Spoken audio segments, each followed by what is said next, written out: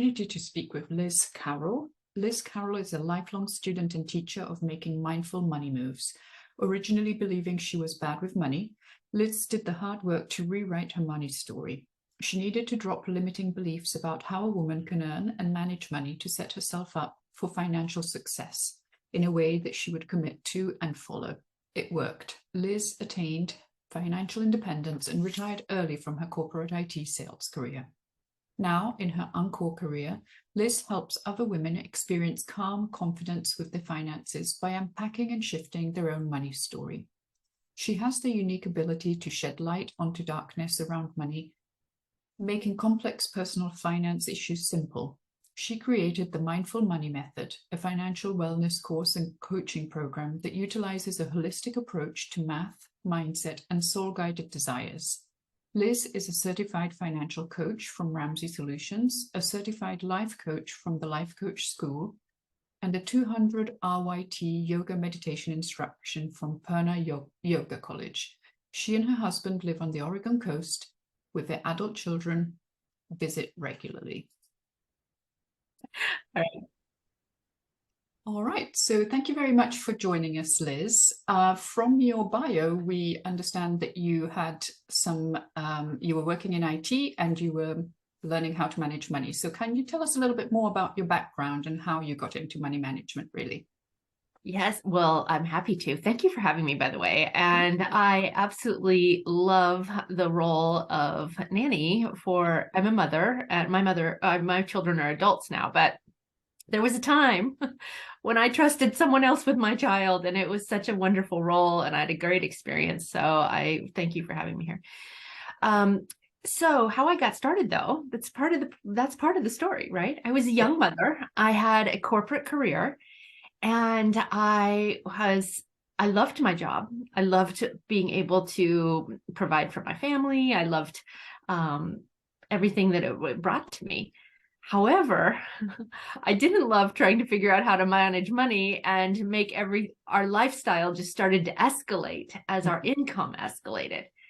And it became like I was on a treadmill. I just could not stop. I couldn't pause. I had to keep running at like 4 speed rather than, maybe a gentle walk at times. And I just did not want to feel that anymore. I didn't want to feel like the next house, the next everything requires more furniture, better landscapers. Everything was just too much. And so I had a coworker recommend a book to me, and I was fortunate enough to have a money conversation with a couple of gals at an office, in a lunchroom. And she said, "You might want to read this book." And I did. And I went, this is what I want. I want to have the option in the future to make work optional. I want to be able to know that I can educate my children, and I can create enough passive income in my life to be able to step out. I can live a debt-free life so that I don't have that gnawing in the back of my head that all these people own up a little part of me. And so I did. I was 30 years old. Wow. And I had my husband read the book at the same time. At that time, I had a 5-year-old and a 2-year-old. And I said, we need to create a plan. Let's create a plan on what we want our life to look like. And we sat down and we were like, okay, 20 years from now. Now, I know a lot of people can't think that far in advance. Some of us are like, wait, I can't even get to Sunday. What do you mean 20 years? But if you sit quietly and really think about what do I want my life to look like in 20 years, you can kind of come up with some ideas. Mm-hmm. And we identified 3 things we wanted. We wanted to college educate our kids. We wanted to live completely debt-free. And we wanted to have enough passive income to make work optional. And so we wrote those down. And then every decision we made the next 18 years until we accomplished that plan was like, how does that work with the plan? Does that get us to where we want to go? Does that mean that we were deprivation? I mean, there's not a person on this planet who would say, oh, you were, cheap or frugal or, lived in deprivation. No one would say that. Well, that's good. but I was definitely intentional. Good. And I think it's important to be intentional, because if you have those goals, then you work towards them. If you don't set yourself goals, then you're kind of going this way and that way, and then nothing is in your bank account. Absolutely. And I like to think of it, Candy, is that we're living on autopilot then. Right. We're letting someone else determine our course. And I'm like, no, I kind of like the control. I want to have a little more control on my life. So that's the difference, is switching off autopilot and creating an intentional, I call it mindful, but because I teach mindfulness as well, that creating an intentional plan, what you want. Fantastic. You've kind of answered the second question that I was going to ask you about. Why are you so passionate about teaching women about money? But specifically for women, why is it important for women to actually learn about money, save, and set themselves those goals? Well, I think if we look at it, our recent history is pretty recent of women having money and women having access to at a grand scale. So in 1974, that wasn't that long ago. I was in like second or third grade, second grade, I think. But in 1974 was the first time we could actually get our own credit card in our own name. So that is a lot of this, we're just catching up on learning it. Like, for example, some of these, the Roth IRA didn't come into existence until 1994. There's so many things that are new that we're just not, it's not ingrained yet. Does that make sense? That's why I'm so passionate about it, because we need to get this ripple effect going a little faster so that women know. And I am very passionate about, I'm passionate about widening the financial wellness circle for women. And partly because I felt so fearful and insecure, and I didn't know, I knew how to make money. I knew how to work and make money. I was a farm girl. So I knew I have a good work ethic. The part that was a little confusing to me was then, what do you do with when you get it? And there's so many demands. And right now, everyone wants a piece of our money. You can't open up a social media app without trying to be sold to. It's like everybody wants your money. Yeah. All right. And what can nannies in particular, but parents as well, and all our listeners, do to ensure that they can save for their future? I have a feeling you're going to say something you've already said, but... Well, that's the thing. There's a couple things. One is we very first need to identify the values, our true values with our soul. Like what is truly important to us, so that when these other distractions or demands come our way, we can easily say, no, that's not in alignment with me. So that we can rule those out quickly. And then we need to establish our desires. What are our goals? What are the things that we want to have? And what are the things that we want to experience? What are the feelings we want to have? Once we identify those two, then we have awareness over our thoughts about money. That's the other big thing, is that so many of us have inherited thoughts about money that I don't know if we would actually choose if we took the time to uncover them and notice that they're the ones playing in the back of the mind. Yes. And let's say you were talking to a young nanny. She was just accepting her first position and she needed some advice on money. What advice would you give her, or him for that matter? I would say, make sure you are tracking your expenses, number one, and I like to plan, and I teach the women in my program. To plan their spending plan ahead of time. Okay. So I would definitely be intentional ahead of time, so that it makes all the other decisions, it creates, it eliminates a drain on our energy when we're able to already know that, no, that's not in alignment with what I want. So I would create an intentional spending plan, planning every dollar ahead of time before it's received. And on the first thing I would do is pay yourself first. And the person that we want to pay is our future self. That's where we go into that 20 years from now. What do I want to have available to me? And so we definitely would set up some automated savings Mm-hmm. A couple different options. Just starting out, a brand new nanny, I think it'd be great if she opened an online savings account at like an Ally Bank or some, one of the high yields savings accounts that's not easily accessed, that doesn't come with an ATM card. Yeah, I think that's good advice, because I hear a lot of people saying pay yourself first, but pay yourself first doesn't mean take the money and put it in your pocket and go spend it. It means save it. It means secure it away, protect it, right? Yeah. I mean, that's like protecting it. And I like to think of it as protection, and I like to think of it as a safety net. Mm-hmm. Now, some people want to say emergency funds and stuff, and I don't like to use that language. I like to look at it as, I'm not calling out emergencies. What I'm doing is I want to be able to take risks.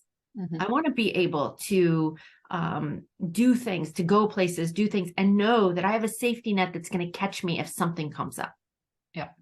Okay. And the one thing that I hear a lot is, I'm not good at math, so I can't be good at money.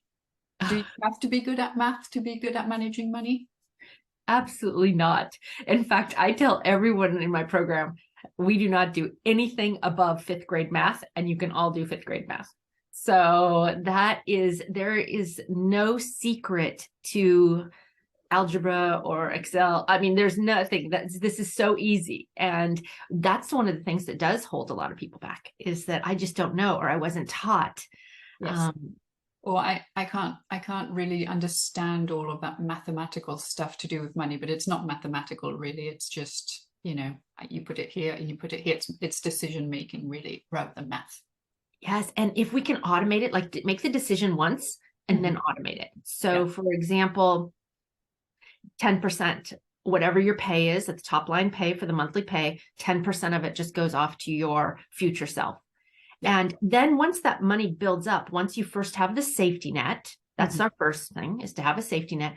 I'd like to have, for a nanny, I'd like to have at least 3 months of expenses saved in that safety net.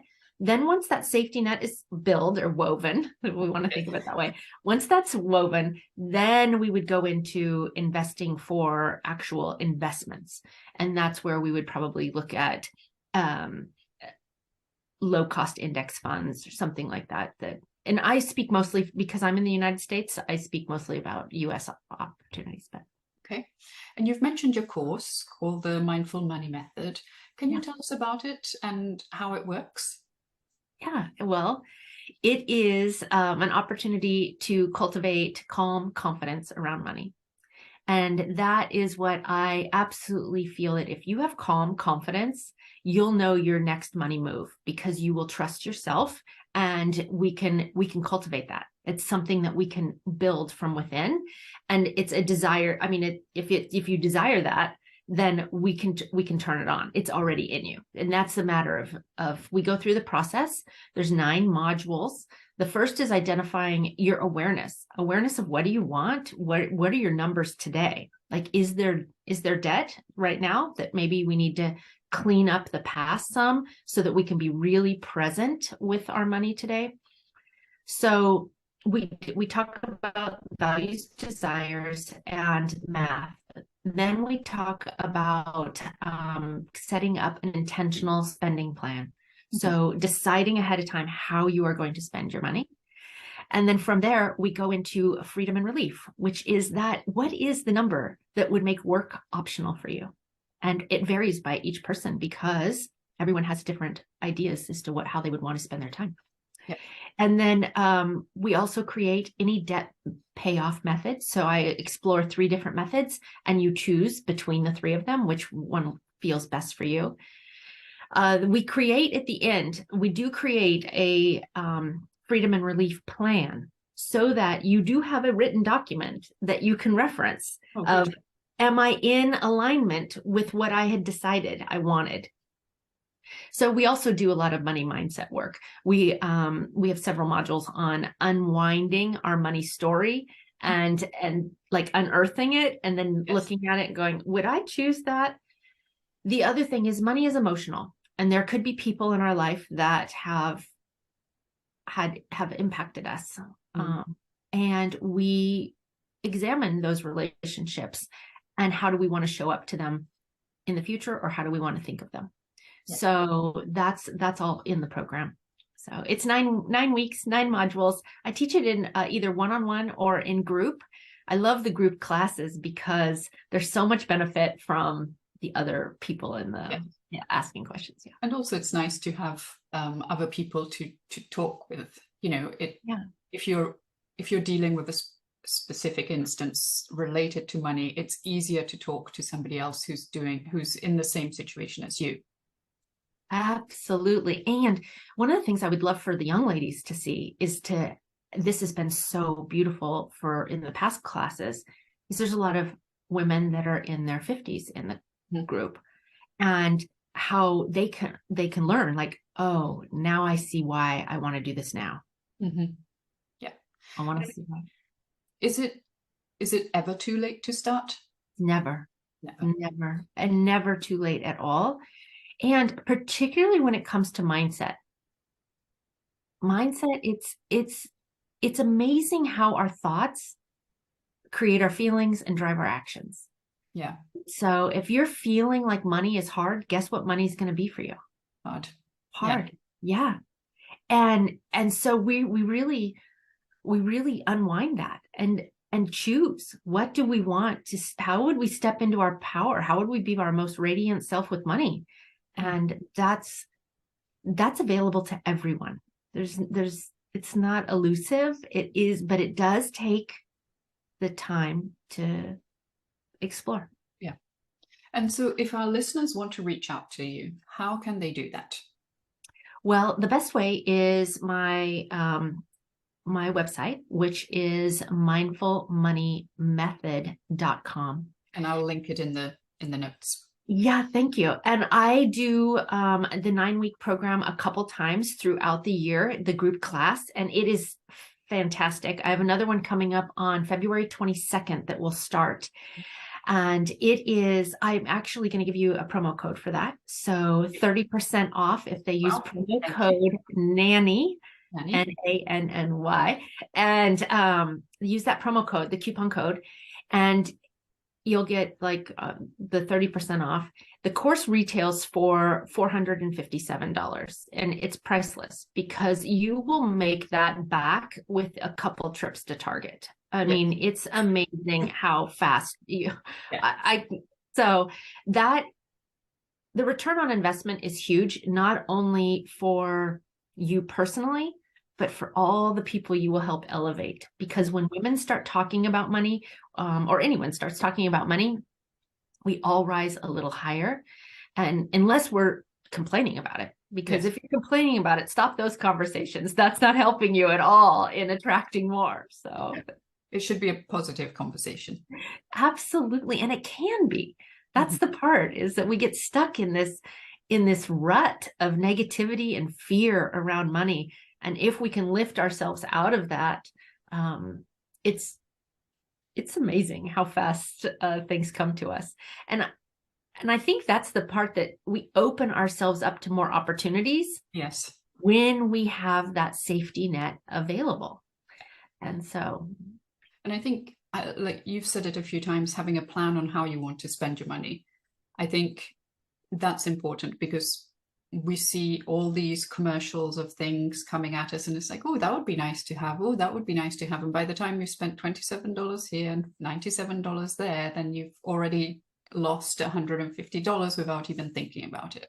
I see it all the time. And the other part is the organization. So we do, in my program, we talk about processes and we talk about perspective, which is the mindset, and then people, like who are our employers? How do we talk to them about money? Yes. How do we talk to the bank about money? How do we talk about our creditor, anyone, our parents, our partners?